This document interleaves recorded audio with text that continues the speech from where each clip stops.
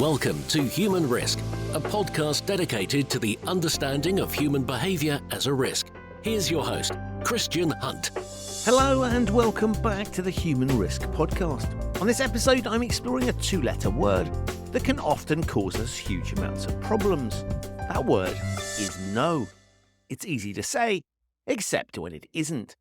We've all found ourselves in situations where we've wanted to say no, but for some reason haven't been able to do so. It's not hard to see how that can crystallise human risk. People end up doing things they're not qualified to do, don't feel morally right about doing, or simply don't want to. They're all recipes for human risk. So how can we put as much emphasis on no as yes? The answer comes courtesy of my guest, Dr Vanessa Patrick, who's just published a book called The Power of Saying No, the new science of how to say no that puts you in charge of your life. Vanessa is the Associate Dean for Research, Executive Director of Doctoral Programs, a Bauer Professor of Marketing, and lead faculty of the Executive Women in Leadership Program at the Bauer School of Business at the University of Houston. In our discussion, Vanessa explains why saying no is as difficult as it is, and the concept of empowered refusal, a skill that helps us to say no in a way that doesn't invite pushback from the people that we're saying no to. You'll hear about the factors that affect our ability to say no, and why the ability to say no is a skill worth developing and can be done by identifying what really matters to us and therefore what's a good use of our time. Before we begin, my usual reminder about my book, Humanizing Rules, Bringing Behavioral Science to Ethics and Compliance. It's out now, and you can find links to it and where you can read the first few chapters for free in the show notes. With that said, let's get into this episode talking all about that very small word that sounds so simple and yet is so hard to say. So please enjoy, as I know you will, my discussion with Dr. Vanessa Patrick on saying no. Vanessa, welcome to the Human Risk podcast. Thank you, Christian. So delighted to be here. I'm absolutely thrilled to have you here because I think you've written an amazing book that we're going to come and talk about. But before we do that, I'm fascinated. Tell my listeners a little bit, how did you get into your academic specialism? So before my PhD, I was working in an advertising agency and a design consultancy. So I did my MBA and then I worked for a few years, but I've always been academically inclined. And you're really curious about human behavior and why they do what they do and why we choose what we choose. And I've spent a lot of time thinking about these issues and writing research articles on these topics. And I'm so excited about this new book because it deals with an issue that so many people struggle with, which is how to say no to the things that you don't want to do. Let's dive straight into that because we've all been in situations where we found it difficult to say no. Why is that? Yes, the first part of the book is dedicated to kind of identifying the problem and really getting into why we say yes when we want to say no.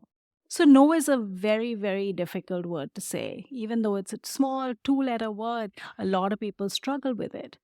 And we are essentially socialized to be people who say yes. So when people ask us for a favor or make a request of us or ask us to go somewhere, invite us somewhere, the expectation is that we are going to say yes. So society is structured to favor the asker.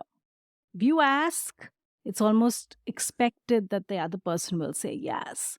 And so that forms the crux of this problem.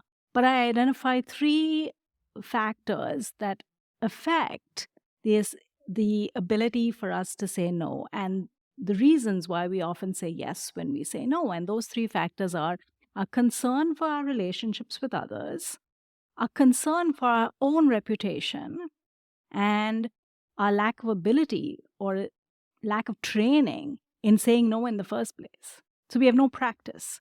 So these three things really drive this problem of saying no. And we'll end up saying yes when we want to say no a lot of the time. And of course, the way you depict it, there's this lack of skill, but then there's this very, very powerful force that we know, which is other people and how we are perceived by other people. And so almost what you're depicting is that we don't have the basic skill set. And so given that, the social pressure kicks in. And of course, that's going to get worse over time, right? Because if we're not used to saying no, then we haven't developed Mhm. that particular skill set. So this is almost sort of like it gets worse and worse as time goes on because we build those particular habits. So I loved what you described there as sort of the basics are not there, but actually, if left unchecked, these dynamics could get worse and worse and worse. Yes. And, relating it to your own work on human risk, I've thought about, the fact that sometimes we become chronic yes people pleasers, and we almost lean on that identity as an excuse for why we can't say why we can't say no. So we will say, "Oh, I'm just a people pleaser. I can't say no." Or we get ourselves in situations where we feel stuck and we don't think through what is the best outcome. How can we navigate the situation in a way that's favorable to us? We just fall into these situations, feel stuck, and say yes and move on, taking on stuff that we really, really don't want to take on. You started the book with I say lovely in the sense of very powerful, not lovely in terms of the experience. Story about yourself. Can you retell that? Because I think I was having flashbacks to my own early career when I think anybody that's worked in a kind of office environment will recognize what you're talking about. And I thought it was like such a sort of beautiful encapsulation. And every time I've read it a couple of times because I just suddenly all these memories came flooding back. So I think you'll have the same effect on many listeners. Yes. You just briefly tell that story because it's very poignant and powerful. Thank you. I think lots of people identify with it. So, this is the story of the time where I spent my 24th birthday in an empty office staring at a fax machine.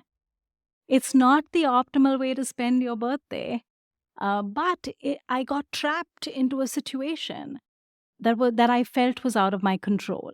So earlier that day, we had a client meeting, and as was practice in my office, we had to the most junior person in the office, which happened to be me, had to take the notes of the meeting, show it to the boss, and then fax those notes to the client to make sure that everybody was on the same page. And then the client would fax back saying that they have received it. And so this was a routine task, and it happened every single time we had a meeting. So I had become pretty proficient at it.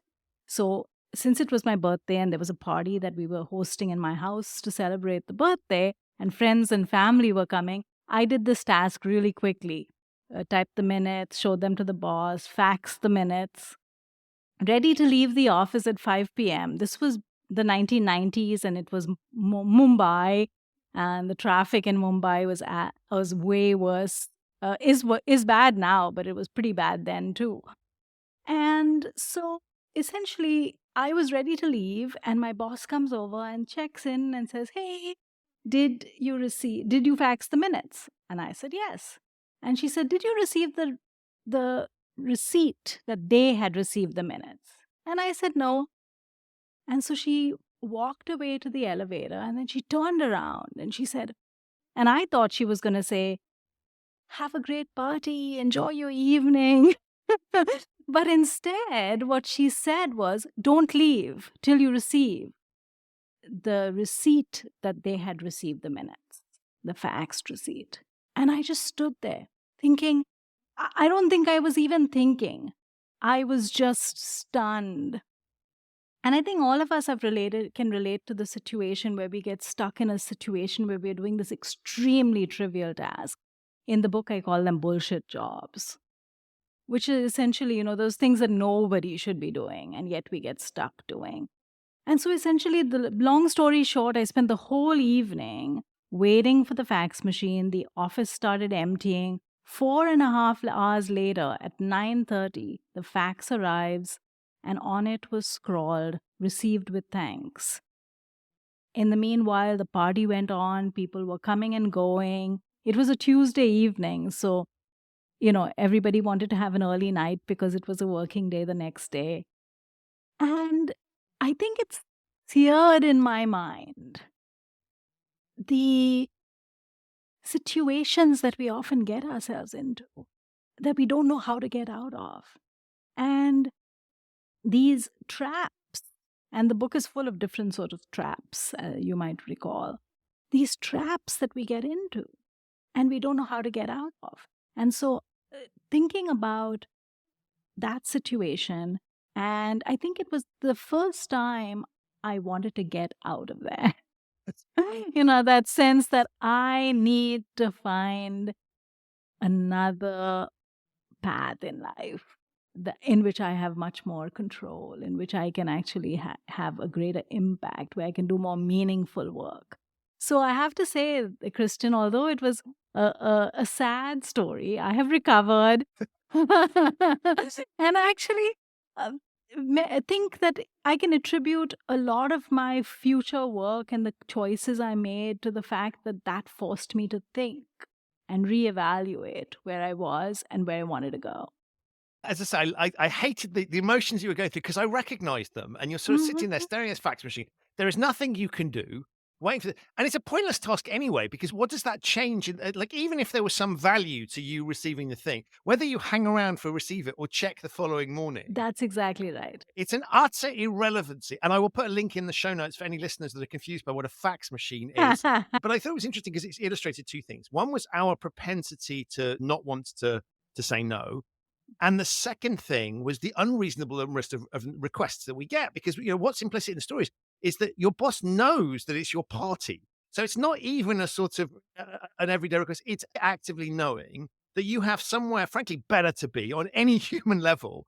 And yet they put this request in. And so what I thought was lovely about it was not only did I get sort of PTSD from previous existences as I reflected on times where I'd been sitting around waiting for stuff to happen, for things that I knew, as you say, it was just bullshit. But the second thing was that sometimes we can find ourselves in situations where it's not a case of that we think it's unreasonable, but actually there's a good argument. That's the perfect illustration that we are often bombarded in life with requests that frankly are frivolous, stupid, pointless, that we should say no to. Hmm. Yeah, and there's that framework that I come up with to help decipher the asks, and there are definitely asks that we have to say yes to because they make sense for us to do so because we create value. It taps into our unique strengths. It showcases our talent in a unique way. Those are definitely things that we should say yes to. But identifying and being able to spot the kind of ask, that is such an important skill to develop. Because once you can spot the kind of ask it is, then you know what the answer should be. And then you need to figure out how do you best communicate that answer. And that's what the book is attempting to do. And the bit that I really liked was you were focusing, it was very, very practical. So one of the dynamics is how easy is it for you to do it? And Hmm. so you're not just looking and saying, well, is this something that's 100% in my best interest? You would say, if there's something relatively easy to do and it Yes. brings some benefits to other people, it might be a little bit of a pain for us, but it's not a major ask, then that's an Yes. easier decision. So it's not a selfish model by any stretch of the imagination. And it's Oh, looking no. just practically and saying, here's a way that can give you the confidence, and we'll come on to talk about what the confidence can be useful. But what I liked about it was just a simple way of saying, actually, when things come at you, you do need some sort of filtering system, because Yes. particularly in the way that certain questions are asked, we can find ourselves under huge amounts of pressure. And because of these peer pressures that you've already talked about, that can throw us off guard. And so we can find ourselves Hmm. making poor judgments. So we need to have this methodology that will allow us to deal with things in the moment, some principles that we can operate under so that we can be confident in our decision making. Absolutely. And so I think just having that frame of that lens with which you can filter the ask or decipher, these are the things that I say yes to, these are the things I say no to, and then spending some time thinking about how best to craft that response is really a skill worth developing. The bit that really blew my mind around your thinking is that where you take us to in the book, and I thought it was just going to be a sort of simple logical framework where it's kind of like, here's why we find it difficult to say no, and here's some factors. What you're basically driving at is a very unique set of responses to situations where you say to people, you've got to work out what matters to you. And so the nature of response to quite a request should be based around us, our values, and what's a good use of our time on this planet. And that was the bit that really surprised me, because you moved from what I thought was going to be a very broad set of principles as to, well, here's some ways that we can think about saying no. And what you drive to is to say, we have to work out what matters to us, what's a good use of our time. And so the answer for what I might want to say yes or no to something isn't necessarily the same as somebody else. This is a very, very personalized thing. Yes, precisely. It's so important to kind of give voice to our values, priorities, preferences, and beliefs when we decide what to say yes to and what to say no to. And so when you look inwards and make your decision based on what you believe, what you think is important and meaningful, how you uniquely want to shape your career with the things that you engage in. That self-knowledge and in using that deepened self-awareness to be able to shape your decisions is really at the crux of the book. And so that starts to get interesting, because far from being, again, I was expecting a sort of, here's a basic framework and everybody can apply this framework. And you have got frameworks that we can all apply, but we have to start working out what matters to us. So what is important to us? And therefore I can justify my saying no to things based on some things that are important to me. So that requires me, of course, to have an understanding of what is important to me. Yes. And so that was the beautiful journey that you took us on, because I suddenly went, oh, so it's not just a case of sort of, here's a theoretical list of, well, this sort of thing you should agree to, this sort of thing you shouldn't. You have to start thinking about, well, what do you want to be? And I thought that's why your start point of a story about your career was really interesting, because you're sort of saying, well, this bothers me this is a waste of my time, it's not good. But there was something even more fundamental in the way that even you told that story, which was this wasn't who you were. And it sort of just wasn't a useful time in the sense of not just that moment, but the bigger picture as to what it meant for your life. Absolutely, absolutely. And so really this journey that we need to take on investing first in that self-awareness, learning ourselves and our preferences, it's so rare that people actually take that time to spend time in self-reflecting and asking, what do I want? How do I feel about these things? And taking the time to answer those questions. I talk about, since we are talking about work, I talk about the good work framework that I draw on. And good work is essentially this idea that there are 3 E's for good work. Good work needs to be excellent, it needs to be engaging, and it needs to be ethical. And what that suggests, and that's the framework from Howard Gardner's work on the DNA of good work. And he's essentially saying, which I think makes a lot of sense, that we need to find work that's excellent, that brings out the best in us, that showcases our unique talent, that says, this is the kind of stuff that I can do and it is excellent. And we need to feel some joy and engagement and meaning and positive emotions while doing that work. And doing good work is also doing good with that work. Is that work making a positive difference to the world? Am I contributing meaningfully? Am I doing something that's actually going to change something? And when you take that lens to your work and choose things that fall within that framework, you realize very quickly that there are trivial things and then there are important things. And you need to focus your time on the most important things. The reason I love that is I think it gets to the heart, I think, of a tension in the 21st century, which is organizations hire individuals. And if we think about traditional recruitment processes, and I know nowadays that things are shifting a little bit, but there's always this tell me about yourself type questions in interviews. And people are interested in the raw materials that they're going to potentially be hiring and what they can do with it. And so we spend a lot of effort hiring the right people. And then we take them into organizations and then we make them do things that don't fulfill them, that waste their time, either because it'd be a waste of anyone's time. I would argue the waiting for the facts that doesn't appear, right, is a good example of wasting anyone's time. But there's also things that are a waste of their particular time, right? It's not a good use of their skills, doesn't play to their interests. And so what I thought you neatly encapsulated was this challenge in the 21st century of how do we get the best out of people? And we don't get the best out of people by getting them to do things that they're not interested in, that they don't believe in, and so I love this because I thought actually saying no to things isn't tied up in it could be presented in a sort of selfish way in the sense of I don't want to do that, but actually that's how we get the best out of people. We know that when we're dragged into doing things that we don't enjoy or we don't feel positively towards, we'll do it to a lower standard. And so I thought this was a lovely way of thinking more broadly about how do we get the best out of people. Enabling them to say no is one of the ways that we can do that. Absolutely, 100%. That is such an important insight that when we are engaged in things that we want to do, we give them our best. And it's the other things that dilute that. And so when people say no to us, we need to understand that it's coming, and we need to understand why they are saying no to us and understand that it is not in their wheelhouse. So it's not something they want to engage in. And there's a trade-off.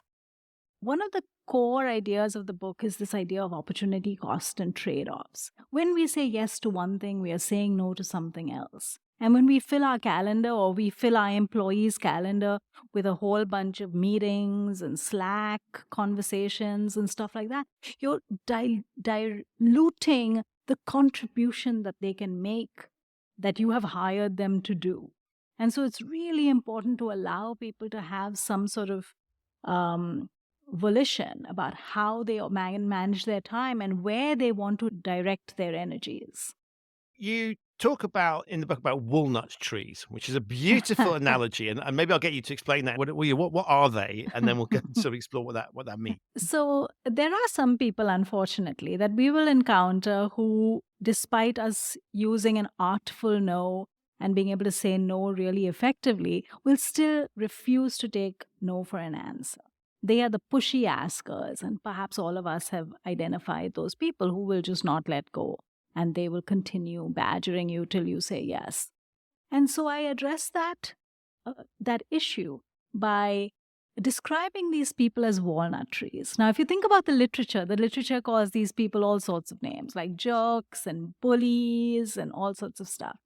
I call them walnut trees. And why walnut trees? So the Black American walnut tree is this huge, enormous tree that dominates the landscape. It's got this luxuriant canopy.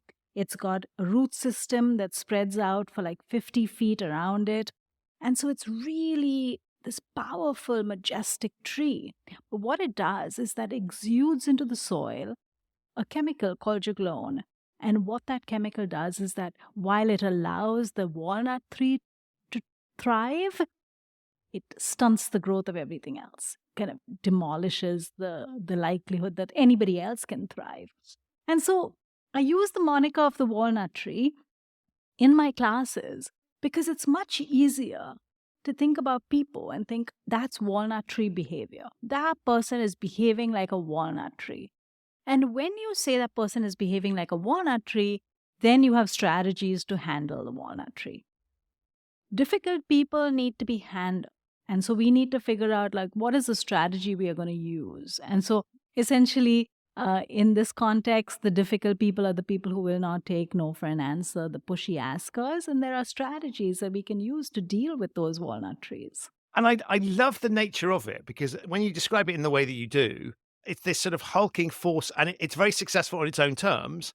But of course, it's destructive to anything else that comes into its path. And I thought that was a beautiful analogy, because the vocab that we use tends to get to a very personal level. And what I thought was really helpful was you were picking a very visual dynamic there that we can all understand. And it's less about attacking that individual's personality. Mm-hmm. It's more about thinking about the dynamics that are on display and recognizing it. And one of the things I've found is when we come across these things, if you've got in the same way that we need a model for our own decision making, what I thought was lovely about it was that it was giving me a way of thinking about all of the people that might come at me. And so I can start to recognize a type, because very often I've found I develop a strategy for sort of pushy person A, and then I have a different strategy for pushy person B. But actually, if you start to see them as one same thing, you can start to, and again, this is all about practice the skill, and recognize that actually, if you can get into the regular muscle of saying no to things in the right way, you can handle it. And I liked it because it gave me a way of, and people are asking often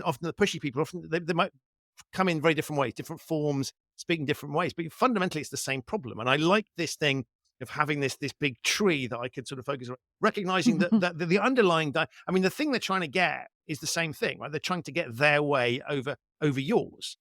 And so I like this idea of having something visual I could think about and say, actually, when I'm dealing with person A, that's a useful experience for dealing with person B, C, D. And I may not deploy the same tactics, but I'm doing the same thing. I can start to develop the same mental muscles in terms of responding. Yes. And I think it's also useful. What I've heard from my classes is that once you can start spotting these walnut trees and labeling them as a walnut tree, then you feel much more in control because you know how to handle a walnut tree.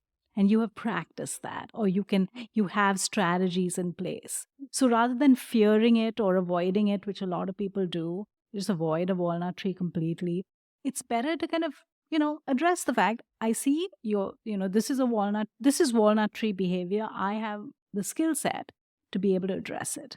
The other thing that is the counterpart to the walnut tree is the marigold, which I think is also lovely. And the marigold is the opposite in the sense that it is the nurturing and the nice and the people who we need around us who are going to give us that oxygen and energy to be able to do the things we want to do. So while we might have some walnut trees, which we prefer not to have, I think we should also surround ourselves with marigolds, because the marigold, for anybody who gardens, this is this concept of companion gardening, where essentially you pair plants with each other that allow each other to thrive. So the marigold is a great plant to plant around vegetable patches, for example, because they exude into the soil a good chemical that protects the roots of these vegetables and allows them to thrive. And so the same way we want to handle the walnut trees, we also need to acknowledge the marigolds that we have in our life and be grateful for the fact that, it's lovely to have nice people around. But I think it's also, when you think in those terms, I think it's also helpful to start thinking about the interactions that we have with other people. And one of the things I found myself doing wasn't to sort of go down my address book and person by person or my phone book, but there was a point where I started to think about, well, who is it that is nurturing, and where am I having battles? And therefore, actually, where do I want to be spending my time and managing it? And so again, it was just, I found it really helpful to start thinking about interactions I'm having with people and start to come back to this muscle memory and being able to deal with it. Because I, for one, had often adopted avoidance strategies, not really dealt with things. And I think if you're dealing with the negative, that also, as you say, allows you to see the positive. And so suddenly we can start to see the sorts of relationships that we're having with people and recognize those ones that to use Marie Kondo language, spark joy, as opposed to the ones that spark dread. And so I thought this was, again, a lovely way of thinking about our human ecosystem and the fact that we need other people, right? So we have these unpleasant encounters, but we also have positive ones. And we have to interact with other people. So we have to start doing that. And so there's a really useful model here about how we can see the world and the sorts of relationships we have with people. Yeah. And, I've actually adopted this thing in my classes where I have these little "You Are My Marigold" cards that you can give to other people. So you can actually, we did that at the university at an event we had recently, just acknowledging everyone wants to be a marigold to somebody else. And so knowing that you are somebody's marigold can be really nice as well. So we did that little thing, and it's a nice thing. And I think we need those marigolds, because one of the things that we can definitely use marigolds for is to give us a heads up on an ask that might come our way. So knowing that things are coming your way and being prepared with an answer, being aware, having a network of people who will send you the signals like, hey, these things are coming your way, especially in the workplace, can help you think through whether this is something you want to do or something you want to avoid. And I thought that was super interesting, because I was reflecting on situations, sort of awkward conversations.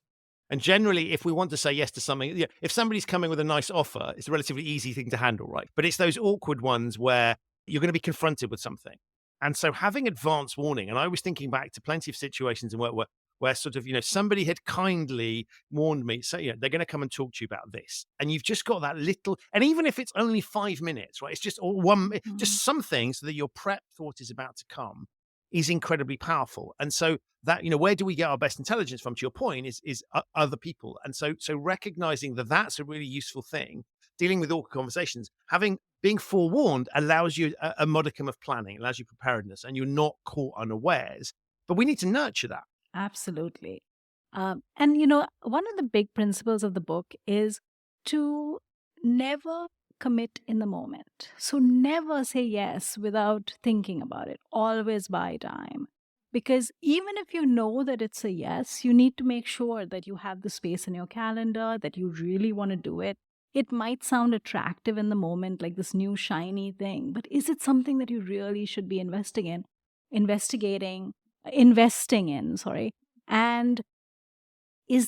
and what are the trade-offs? That's really hard to assess in the moment. And so always buy time. And the thing is, walnut trees will not allow you to do that. Walnut trees have that strategy where they are going to demand an answer now. They want an answer now. They are more likely to make a face-to-face request with you, because we know that we are more likely to say yes to face-to-face requests. In fact, 34 times more likely to say yes to a face-to-face request than something that's digitally mediated by email or text or something like that. And the other thing walnut trees do is that they create what I call a home court advantage. So they'll put you in a situation where they have created a temporary power dynamic. They might take you out for lunch to a restaurant and foot the bill, or they might invite you to their house where, because you are the guest, there's a dynamic in place. And so walnut trees have these persuasion strategies in place, and we need to be able to spot those and deal with them. So once we get more practiced, we become better at recognizing walnut tree behavior and managing them. What I thought was interesting as you were talking. I mean, when I'd started reading it, the sort of saying no, I thought about it in the context of work, and the framing of your story was perfect. Sort of so whether you're employed by someone or whether, in my case, I have clients. We've got those situations. But I thought about that, and then as you were talking about sort of putting you in situations where you want to say, I thought about pushy salespeople. And of course, once you start to have your model of those things, you can start to recognize patterns across those two different dynamics. So we might not think about a pushy boss or a colleague that's pushing us in the same light as here's a salesperson trying to sell us something. But actually, when you start to unpick those underlying dynamics, somebody that is sort of hustling me, trying to get me to sign a contract quickly, pushing something onto me, I go through similar emotions. And so what I liked about what you were talking about was I was suddenly able to draw parallels between scenario A that had nothing, one's a work scenario, one's a sort of, I'm out going shopping, different scenarios, and yet the feelings I'm going through, and therefore the capability to rehearse responses and have kind of responses is there across the piece. And so I like that you were cutting through different dynamics, because the skills that you can deploy in one are the same as the skills you can deploy in another. Yeah, and talking about the skills, the three main competencies that I outline in the book to be able to say no more effectively is the art of empowered refusal, the ART. And those three competencies I have identified really are there aren't any cookie cutter solutions. They are really about investing in yourself and investing in the skills that allow you to navigate these situations. Before we were recording, I was talking to you and saying that there were a lot of things I learned that were new in the book, but there were lots of things where you also gave me the logic for things that I had intuitively deployed. And so one of the things I remember was in London, this is sort of pre-pandemic, standing outside a pub having drinks. There were people that were coming around doing collections for things. And I wasn't going to give them any money because I didn't trust that it was going to charity and sort of thinking, how can I refuse this? And they were very, very successful, which is why they kept coming back. And I just remember thinking, I need to come up with a weapon to deal with this. And eventually what just occurred to me was, well, rather than arguing with them about their particular cause, I just used to say, I don't do street collections, which kind of killed the issue dead. And so I was reading your book, and one of the things you talk about in there is the difference between don't and can't. And the idea of setting out these general principles. And so can you talk a little bit about that? Because that for me was something I picked. I was desperate scrabbling out for solutions, but I hadn't made the linkages that you're there. And I think that's incredibly empowering once you recognize that. So, of course, the language that we use is very important. And so one of the research projects that I've published is this contrasting words like I don't versus I can't. And most people, when they are asked something or made a request, like you just described, you try to summon up some excuse as to why you can't do it, right? So you don't want to do it, but you don't know, you haven't got a framework in place. And so you kind of grab different things. And so you very often say, I can't. And when you say I can't do something, you come across as disempowered, helpless. In some other circumstance, maybe you would. Maybe there are some constraints. And very often, when you say, I can't, you beg the question. The other person immediately asks you why. It almost begs that question, why? And so what I show is when we say, I don't, you essentially implicate the identity. I am the kind of person who doesn't. I don't do support street collection. Is that what Yes, you said? yeah. Used to say? Yeah. Now that says this is who I am as a person. You can catch me now, you can outside the pub, you can catch me at the airport, you can catch me on the moon. I am not the kind of person who does street collection. And I think that stable stance, that implication that this is the kind of person I am, does not invite pushback. People do not push back against who you are. And using the words I don't is very powerful in implicating that identity. And you talk also about nouns and the difference between describing an activity. And I think, again, it's really subtle, but it has a massive difference. Can you just talk a little bit about that and how that works? Yeah. So the research essentially contrasts nouns with verbs. So a noun is a word that describes an object. It says this is the object, whereas a verb is a doing word. This is what the object does. And so when you say, and the original research looks at voting behavior. You can tell people, I am a voter, and if you give them a badge which says I am a voter, you implicate their identity. This is who they are. That uses a noun, I am a voter, versus I vote, which is an action. Or I voted, that's an action, or a verb. And what the research shows is that you get much more voting compliance when you use nouns versus verbs, and that works even in other contexts. So when you say, I don't do this, or I never do that, or I always do this, essentially what you're doing is you are describing yourself, describing the things that you are, that who you are, and those are nouns, as opposed to what you do, which might be what lots of people do. You can say, I am a teacher versus I teach. I am a cook, or I'm a chef, which means versus I cook. And there's a very different implication of the identity. And obviously, when you implicate the identity, you come across as more powerful and in control of the situation. And it struck me as I was reading that, because I sort of thought, I've written a book, and so if you'd asked me, I wouldn't call myself a writer or an author. But actually, because I would go, well, there'll be loads of people that read. J.K. Rowling is going to have something to say about that. When I look at I've written one and that's sold whatever, and she's written multi-million bestsellers. But what I thought was interesting was that the very resistance I have sometimes to doing that illustrates the power that's in the word. And so the interesting thing is, it's not that you go out there and have to hold yourself out to be the best chef or the best writer or the best thing. No. And it's on your terms. And so the thing I thought was interesting was one of the reasons one might hold back is actually, ironically, one of the reasons that we say yes to people, which is this fear of, I can't call myself, I'm not that. I'm not let's pick another silly example, right? I've just started running. You might say, well, to say I'm a runner when I'm just sort of starting out and jogging down the street might feel a bit ridiculous. But of course, you're not comparing yourself to Usain Bolt. You're just literally saying that's part of my identity, and I've taken that up. And I just thought it was interesting that one of the things that holds us back from potentially doing that and thinking in those terms is what other people might think. And so all of this stuff points towards, if we have a confidence as to who we are and what we're about, that's equipping us with the wherewithal to say no. Yes. And there's this lovely research on possible selves, which is what we want our future identities to be. And how do we achieve those possible selves? By actually talking to ourselves in those terms, by being able to help ourselves get there. So by using nouns and saying, I am a runner, you give yourself that identity. You're gifting yourself that identity that you would like to have. And so it's not ridiculous to say I am a runner if you've just started running, because it essentially says running is important to me. I am making a commitment to running, which is really important to frame that identity and achieve that desired possible self. And as you're talking, I was thinking back to childhood, actually. One of the things that's interesting is that as kids, we're probably more capable of saying no.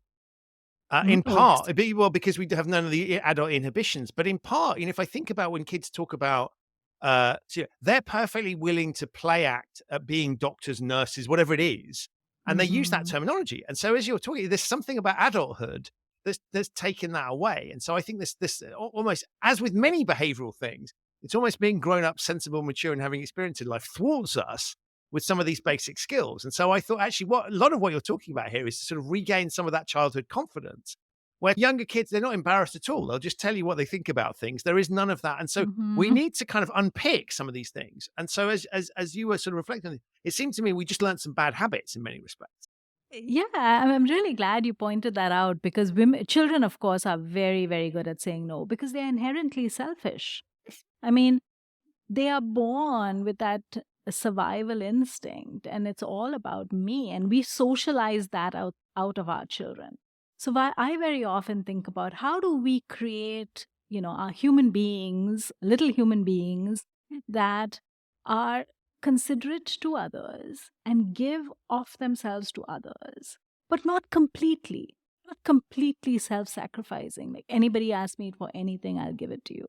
And so we need to be able to create this balance so that our children are not only able to be helpful and kind and good to others, but also be true to themselves and to be able to voice their own values, voice their own preferences, and ultimately create a balance because that's what we are all striving for.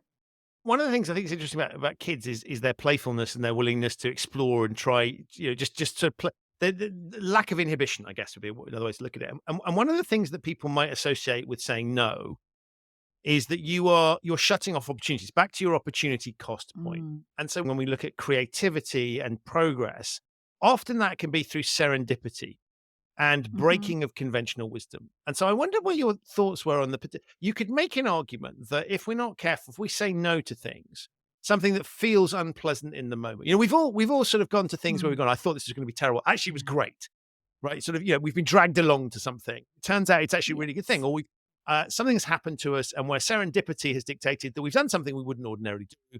And that's delivered something. And I think I know where you're going to go with this, but I want to put sort of just to test this a bit in simple terms, you could say, well, serendipity is a wonderful thing. We don't get to serendipitous moments by saying no to things all the time. And sometimes we have to go against ourselves and our natural inhibitions. So this is a really interesting point that I've thought about because you're right. Creativity can come from a lot of places, and we are very often encouraged to do things that are new and different. Saying no is not about saying no to those kind of opportunities. It's about saying no to the things that don't matter. And when you say yes to things that are new experiences or things that you don't know what the outcomes is going to be, of course, by all means, I'm all for exploring opportunities. In fact, I can think about so many examples. If I just didn't throw my hat in the ring, I wouldn't be in the place that I would be at. Absolutely. But you also have to say those things, do those things knowing that you are aligning those opportunities with things that bring out your best self, that are aligned with your strengths, that are going to give you a new lens of viewing some aspect of the world. And when those things happen, by all means, you benefit from it, which is why you always have to think about the cost. Now, if you say, hey, there's this amazing opportunity, but it's going to be super, super costly for you to do, maybe then that's something you want to say no to because the cost overrides the potential benefit. And so you have to navigate, which is why, as we just discussed, the book does not have any cookie cutter solutions for anything. It's really about exploring and thinking about opportunities from your own perspective, from your lens, and recognizing that there are those trade-offs. And sometimes we'll never know. I sometimes wish life was this experiment that we could go down different pathways and see which one was the Right. better pathway. But unfortunately, that is not that is not an option. We can engage in thought experiments, though. I'm very big on engaging in thought experiments and thinking, okay, so if I did this, what would happen? And we are very good as human beings to think about first order consequences. So we think about what's going to happen in the immediate result of this. But what about second order thinking? Can we think about what would be the second order benefits? And sometimes those second order benefits can be very compelling. And so maybe we are saying no to the first order benefits, but then the second order benefits are worth saying yes to. And I think that's an interesting formulation because one of the other things I found from reading the book was it was actually also, if I started to think about when I would say no, it also gave me permission, not that I need to give myself permission, but it also gave me permission to say yes to things. And so the framework I thought was, it was helping me deal with an obvious problem, which is here's somebody presenting me something I don't want to do. I need to get rid of that problem. But I thought it also helped me to think about times when I might say yes to things and why I had said yes to things. And so if I look at the business that I'm in, there are lots of bits of business that from a financially logical perspective, I should have taken, right? And we get this, lots of people start out in their own business and they'll go chase any money that's out there, right? Because it's Yeah. money. Well, isn't money better than no money? Correct. But that doesn't always feel good. And so there's lots of times where I've taken things that are, from a financial perspective. So if my accountant was staring over my shoulder, you should do that, right? It's really worthwhile. And I'd be going, I'm not feeling that. So I'm not going to take those big money opportunities. But equally, there were things that might have paid nothing, where I sort of was doing it for some reason that probably wouldn't have sat nicely in a spreadsheet. But I kind of intuitively knew why I was doing it. And so what I found interesting was that I can apply that logic to saying yes to things. But I often wasn't using the same logic to apply to no. And so as we look at this balancing act, I thought it was super helpful, not just in allowing me to sort of stave off the things I want to say no to and stop wasting my time worrying about that, and because I've got a methodology for dealing with it, but also knowing why when I say yes to things, it's in the same framework, right? So it's I've got the same logic I can deploy in that opposite direction. It's so funny, Christian, because I do this work and no, people think I'm the queen of no. And I just go around saying no randomly to everybody. And that is so not true. I mean, I distinguish between, I think through, the things I want to say yes to, and I give it my all. So when I say yes to something, I'm dedicated to it and I will do a fantastic job. But of course, I'm very discerning in what I say yes to and what I say no to. And so this idea that, just because you've learned the skills of saying no does not mean that you don't say yes. And if you think about that framework we talked about, the types of asks. And one of the types of asks that is something we should probably say no to most often are what I call bake your famous lasagna asks, which is essentially the kind of asks that are careless. They are asks that people have made of you, which are going to be hugely costly to you. Lots and lots of effort on your part to make a trivial impact on the world, completely not worth doing. And very often people will kind of boost up these bake your famous lasagna asks. And you should definitely see them for what they are. They are flattering your ego, perhaps. Do you want to just talk to people? Tell people what that means? Because I was smiling because I know what you mean, and I've worked out what my equivalents are. But just for people that aren't, right? I'd love to hear Well, them. explain what it is, and then I'll tell you the sorts of equivalents I have. So the framework is essentially a 2x2 framework where you've got cost to me. How effortful is it going to be for me to do this in terms of time, energy, effort, everything? So cost to me, and weigh that against the benefit to the other person. And so you've got, looking at, as we talked about a little bit earlier, this idea that your no's don't have to be selfish. You do account for the benefit to others. So there are different quadrants. So this first pretty straightforward quadrant is the something I call pass the salt ask. Pass the salt asks are asks that are high benefit to the other person and pretty low cost to you. So it's easy for you to do, but it can make a big difference to other people. And I call them pass the salt asks because let's imagine you're at a dining table and the salt shaker is in front of you and someone says, "Hey, Christian, can you pass the salt?" And you just lift the shaker and you give it to them.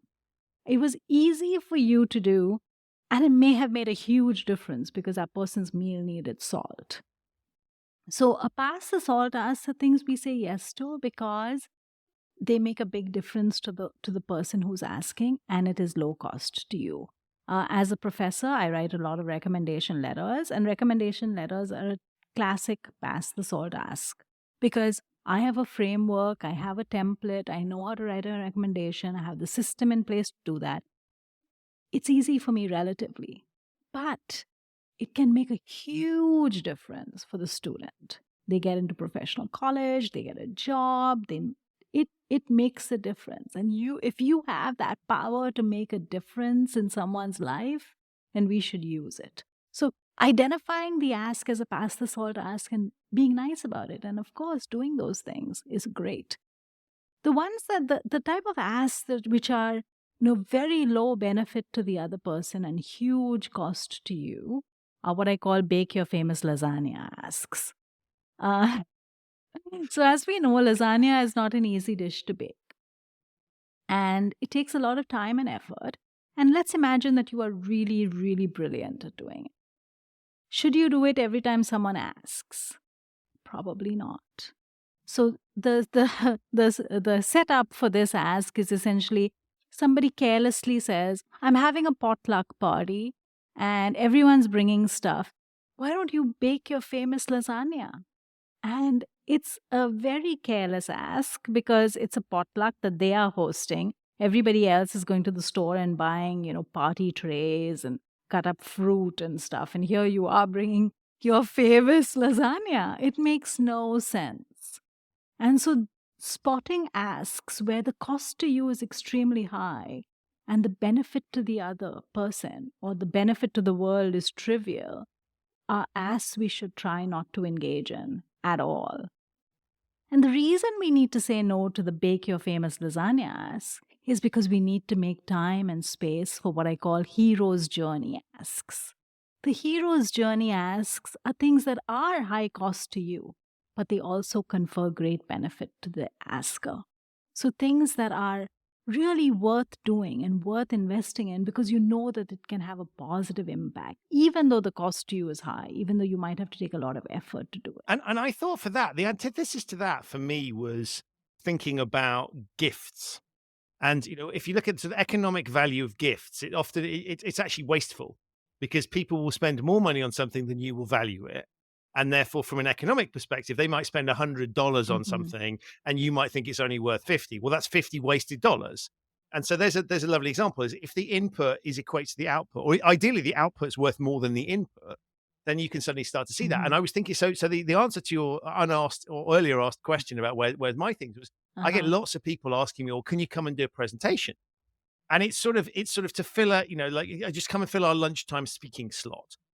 And I sort of think, well, I don't mind doing it if there's some upside to it, but I can't keep doing all of the. If I spent every single day doing lunchtime presentations on human risk, I'd never earn any money.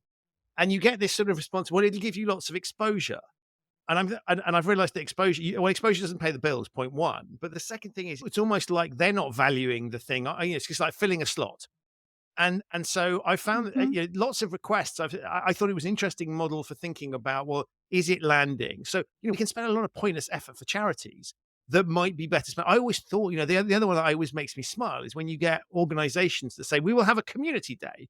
And then you'll get some people, take them out of an office and send them to a school somewhere and get them to make something, like build a playground.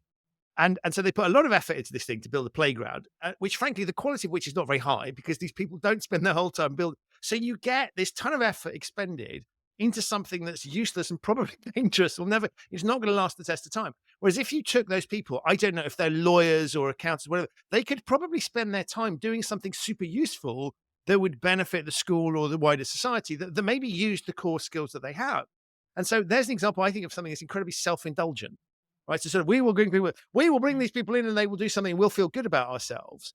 And so I thought, as I was thinking about these sorts of things, I thought, well, actually, this is all about good comes back to the point that we were making earlier about a good deployment of, let's use sort of crass economics, human capital. It's like, is this a good use of people's time? And so you're not looking at it through that. I mean, it's a valid lens to look at it through, right? Does this make sense? Recognizing, of course, that sometimes things that are economically useless, sitting staring out of the window can produce amazing ideas. Doesn't look very productive, but is from a creative perspective. So recognizing that creativity is often by default wasteful. But as we look at this and say, what's a good use of our own capacities? And so you're coming back and saying, how do we live better, more fulfilled lives? Well, the answer is not spending our time doing pointless crap that doesn't deliver it. And so we need to recognize those things. So for all of this, for me, was a fascinating voyage in thinking about where am I spending my time? Who am I? What matters to me?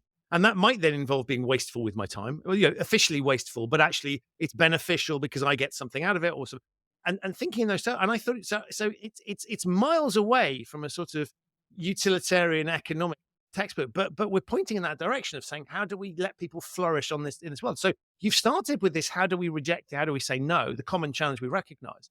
But you're opening some very broad doors there into what are we here to do and who are we? Yes, absolutely. And, understanding your purpose, understanding what you uniquely bring to the table, and then making a dent in the world with that.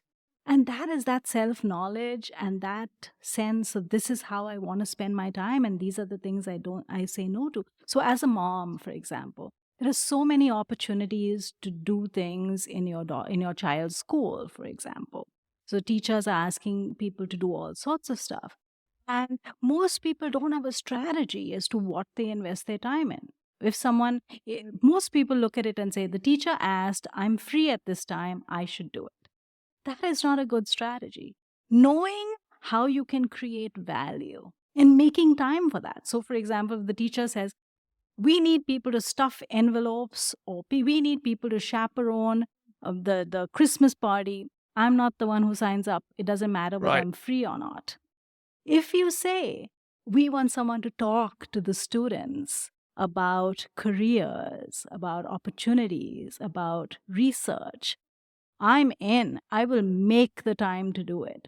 And so knowing that this is who you are and this is what you can valuably create, as opposed to, I'm free, I should do it, makes like just having a strategy about those simple things and leveraging your strength.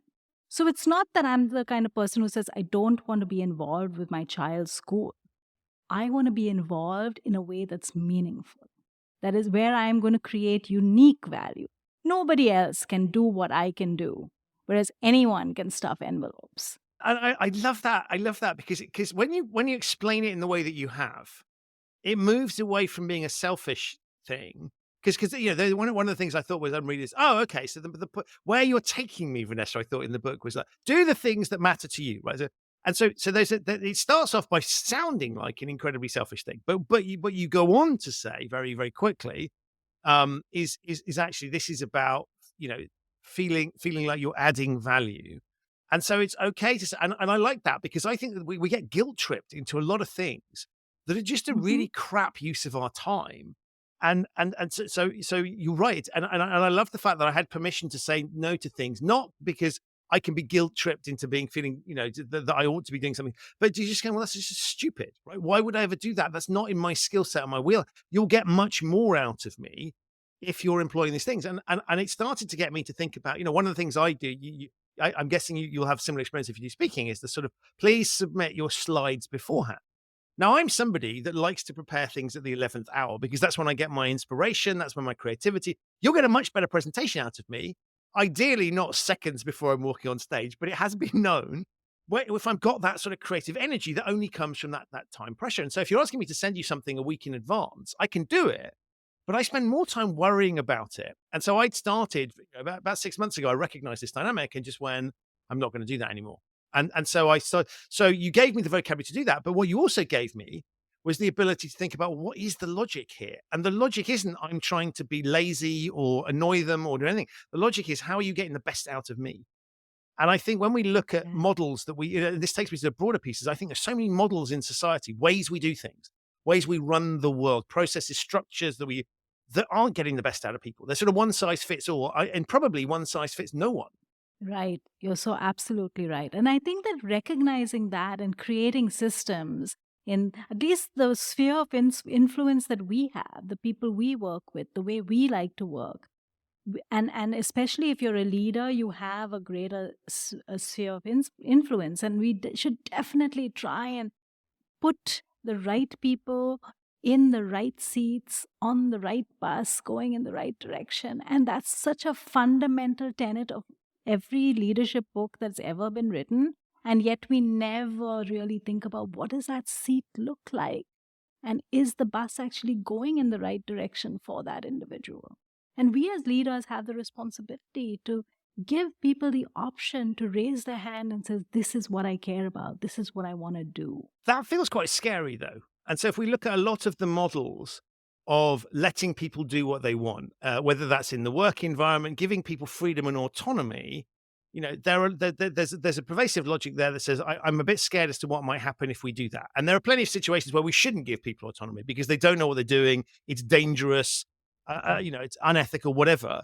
But that degree of freedom, that points to a very basic human thing, which is none of us likes being told what to do, being, sort of forced into things that we feel uncomfortable with. And so there is this interesting tension between how much freedom should we give people. But I do think a lot of the structures that we have been designed to, stamp that out of people. And so that we don't have some of the awkwardnesses around, well, you never know what might happen if people are given the freedom. But I think what you're pointing towards is a joyous thing that says we all recognize, actually, if we constrain people too much, then that poses problems as well. Yes, there's always a balance, and it is very individual. But the more we invest in people developing that sense of self, that understanding of what I am here to contribute and what I contribute best, and allowing that to happen. You see in some organizations, like Google is obviously the one that's most famous, that gives 20% of time to do anything you want, because they realize that by giving people that space and that autonomy, really great things can happen.